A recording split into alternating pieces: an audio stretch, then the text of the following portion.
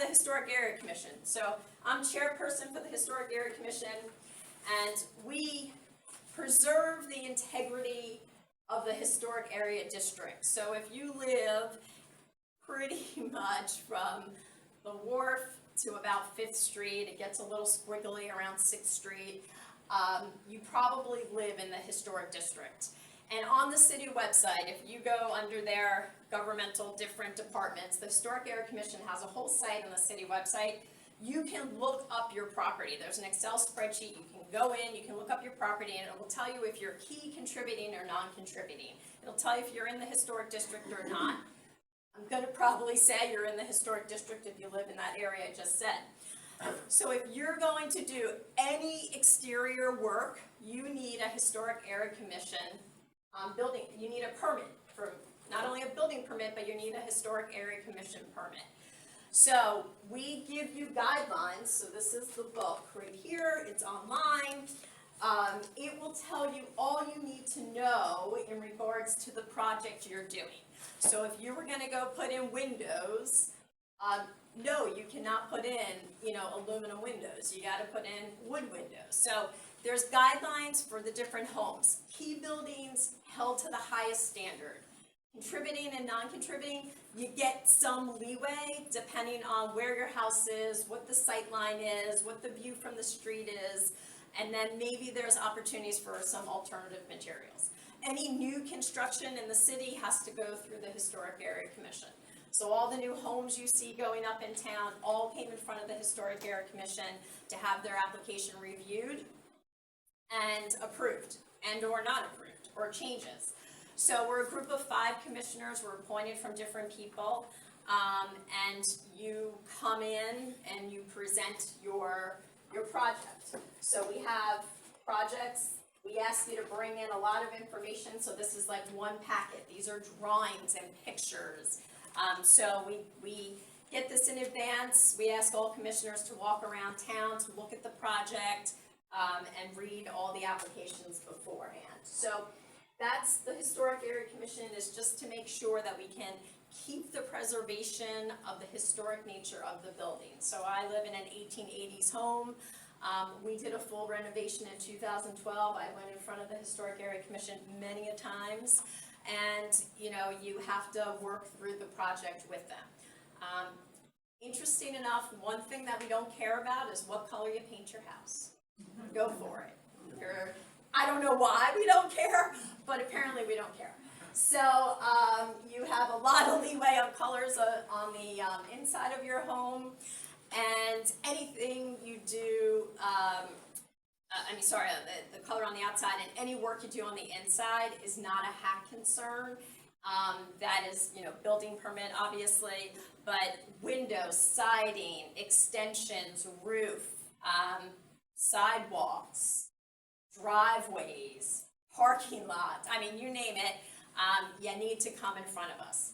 We've made the process much friendlier, so sometimes it's a tier 1, and what a tier 1 says is if you have a wood front door and you are going to put in a wood front door, you do not have to come in front of the commissioners. That's a tier 1 application. That means that the architect and Jeff Bergstrom can approve that without coming in front of the commissioners. So in-kind replacements are pretty simple application. But let's just say you have a wood door and you want to put in an aluminum door, they're going to tell you no. And then you're going to say, okay, I want to go in front of the commissioners. So then you come in front of the commissioners, and then we're going to tell you no, but you have the right to come in front of us. So, but again, we have loosened up some of the guidelines. We do give you opportunity to look at alternative materials in very specific cases. So that's why the Historic Area Commissioners really need to be educated on, making sure we understand the project so that we can provide the best feedback to the applicant. It's changed a lot over the years. When I went in, the architect used to be very, very mean, but we were very nice. We want to work with you. We want you to get your house done in appropriate materials. So we want to work with you as a team to get your projects done. So that's the Historic Area Commission. Are there any questions on that? Yes.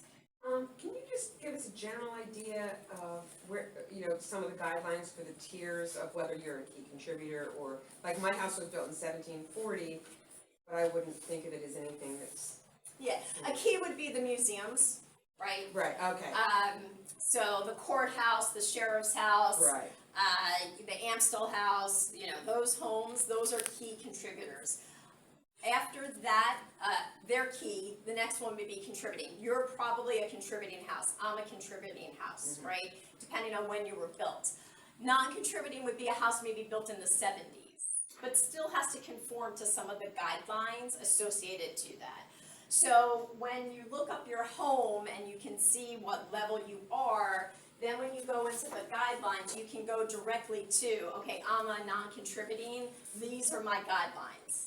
So the book's broken out so you can understand exactly, and like I said, non-contributing, some alternative materials are applicable for certain projects, but it tells you in here. So once you know what you are, the guidelines can direct you. Does that answer your question? yep, thank you. Okay. Any other questions? Yes? I just want to mention, I have a 1910 row house, and I was surprised to find that it's contributing.